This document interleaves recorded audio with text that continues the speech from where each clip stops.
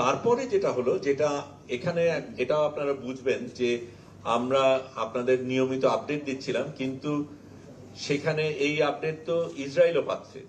কাজে আমাদের খুব সচেতনভাবে এমন জিনিস বলতে হয়েছে যেটা আমাদের কোনোভাবে কম্প্রোমাইজ করবে না, যেটার কারণে এই যেই উদ্দেশ্যে আমরা যাচ্ছি সেটাকে ব্যাহত না করা হয়। এবং সেই জায়গায় আমরা বাছাই করে কিছু কিছু জিনিস বলিনি। তার মধ্যে একটা আজকে আপনাদের বলি, এর আগে বলা হয়নি।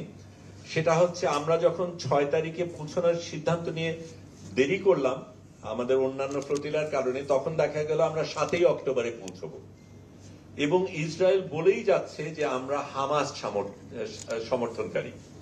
7 তারিখে যদি আমরা পৌঁছাই, তাহলে এটা বলার সুযোগ তারা অনেক বেশি পাবে, কারণ তারা ওইটাকে জাস্টিফিকেশন হিসাবে দেখাতে পারবে।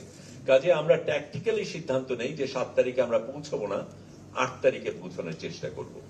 কাজে সেই হিসাবে আমরা বাড়তি একদিন ওইখানেই ছিলাম। কেউ কেউ দেখেওছেন যে আমরা ট্র্যাকারে দেখেছেন যে আমরা এক জায়গায় কিছুক্ষণ ছিলাম, ওই 7 তারিখে যাতে আমাদের না পৌঁছতে হয় সেটার কারণে।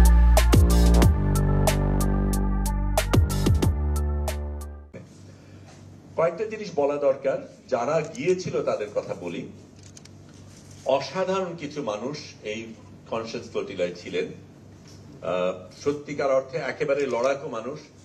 হুয়াইদা আরাফ, যার সাথে আমি প্রথম যোগাযোগ করি, আমি পরে আপনাদের প্রশ্নের অন্য উত্তরগুলিও দেব, কিন্তু আমি শুধু জানানোর জন্য বলছি, তিনি কিন্তু প্রথম এই মাবে মারমারাতে ছিলেন, যেখানে তার 10 জন সহকর্মী মারা যায়, তাকে হত্যা করা হয়, খুন করা হয়।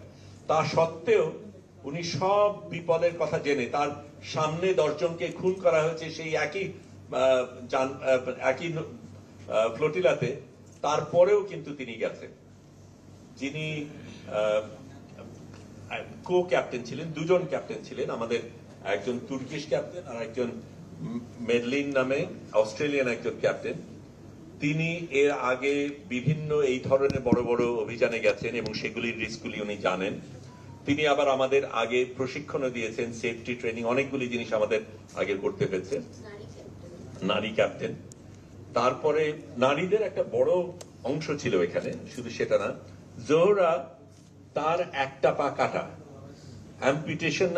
অ্যাম্পিটেট করা, সেখানে একটা আর্টিফিশিয়াল পা নিয়ে তিনি গেছেন।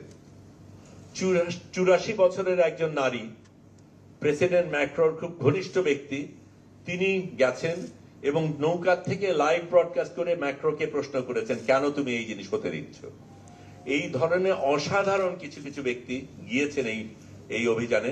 আমি গেছি, কিন্তু আমি আপনাদের সকলকে নিয়ে গিয়েছি। আপনারা যেভাবে সাথে ছিলেন, যেভাবে সমর্থন করেছেন, যেভাবে ভালোবাসা দেখিয়েছেন, এটা অসাধারণ। আমি এটাও বলবো, আমাদের chief adviser professor Mohammad Yunus যেইভাবে সাড়া দিয়েছেন, শক্তিশালী ভূমিকা রেখেছেন, জোরালো ভূমিকা রেখেছেন, এটাও অসাধারণ। কারণ এই বাঘা বাঘা দেশগুলির একটা দেশের একটা নেতা বা নেত্রী কিন্তু কিচ্ছু বলেননি। এমনকি আমরা যখন বেরোলাম, তখন ইস্তানবুলে যখন পৌঁছায়, আমেরিকার কনসুল থেকে কেউ আসেওনি। তখন আমাদের কনসুলের মাধ্যমে তাদের পরিবারকে ফোন করে যোগাযোগের ব্যবস্থা আমরা করেছি। কাজেই সেটা একটা অসাধারণ জিনিস ছিল। আপনারা অসাধারণ একটা ভূমিকা পালন করেছেন, সারাক্ষণ সাথে ছিলেন। আমার পরিজন, সহকর্মী, লড়াইতে যারা ছিল সারাক্ষণ, তারা অসাধারণ ভূমিকা পালন করেছে। এবং এই জিনিসগুলি আমরা অন্যদের যখন বলেছি, তারা কিন্তু সেটার থেকে ভীষণভাবে উৎসাহিত হয়েছে, অনুপ্রেরণা পেয়েছে। কারণ তারা মনে করছিল তারা বোধহয় একা, তাদের নিজেদের দেশের মানুষ সেরকম ভাবে সাড়া দিচ্ছে না। বাংলাদেশ যেভাবে সাড়া দিয়েছে, সেইভাবে সত্যিকার অর্থে পৃথিবীকে বাংলাদেশ দেখিয়েছে যে সারা পৃথিবীতে বাংলাদেশ কি ধরনের ভূমিকা রাখতে পারে। আমি এটা দিয়ে আপাতত শেষ করি। অনেক কিছু বলার আছে, আপনাদের প্রশ্নগুলি